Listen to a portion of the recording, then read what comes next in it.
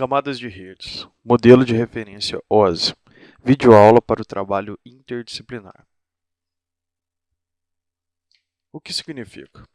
O modelo OSI, International Sister Interconnection, foi criado em 1984 pela ISSO e estabeleceu uma norma que todo hardware de rede deve obedecer.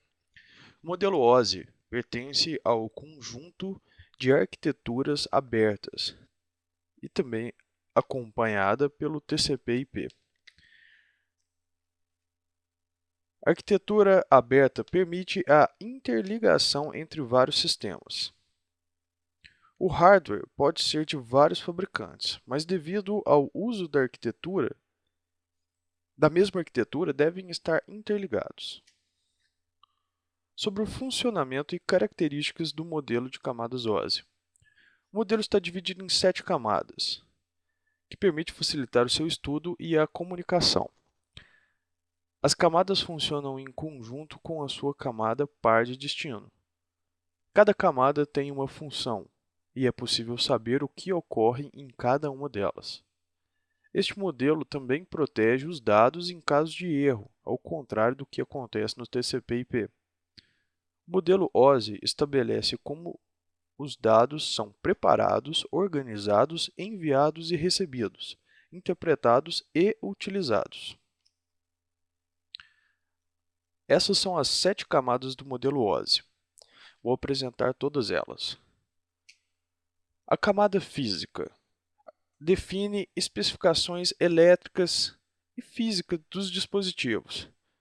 Em especial, define a relação entre um dispositivo e um meio de transmissão, tal como o cobre ou um cabo de fibra ótica. Isso inclui o layout de pinos, voltagens, cabos especificados, prazos de sinal, tubos, repetidores, adaptadores de rede e adaptadores de barramento de host e muito mais. As principais funções e serviços realizados pela camada física são estabelecimento e terminação de uma ligação a um conjunto médio. Camada de enlace. A camada de ligação de dados também é conhecida como link de dados. Esta camada detecta e opcionalmente corrige erros que possam acontecer no nível físico. É responsável por controlar o fluxo, recepção, delimitação e transmissão de quadros e também estabelece um protocolo de comunicação entre sistemas diretamente conectados. Camada de rede. A camada de rede do modelo OSI é responsável por controlar operações de rede de um modo geral. Suas principais funções são o roteamento dos pacotes entre fonte e destino, mesmo que estes tenham que passar por diversos nós intermediários durante o percurso. O controle de congestionamento e a contabilização do número de pacotes ou bytes utilizados pelo usuário para fins de tarifação. Camada de transporte.